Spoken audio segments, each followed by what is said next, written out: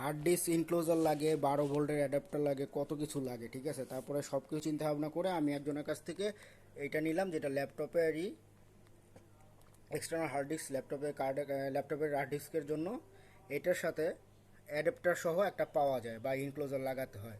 তো কেন লাগাতে হয়? কারণ আমাদের এই হার্ড ডিস্ক যেটা 3.5 ডেস্কটপের, সেইটা 12 ভোল্টে চলে। তো আমাদের এটাকে চালাইতে হবে।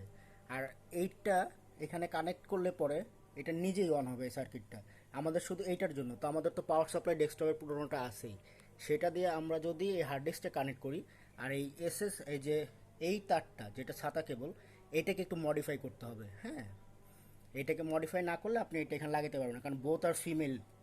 এটা একটাকে মেল করে নিতে হবে, সেটা আমি দেখাবো ফুল ভিডিওতে।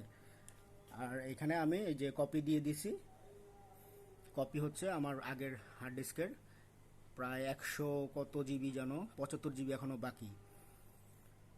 তো ফুল ভিডিওতে এই পুরো সেট আপটা কীভাবে করে এটা আমি দেখাবো সুন্দর করে। হ্যাঁ, বিশেষ করে এই যে সাদা কেবলটা কীভাবে কাটলাম এবং এটাকে কী করে মডিফাই করে এটাকে মেইল করলাম এবং দুটোর সাথে কানেক্ট করলাম, এটাই দেখাবো।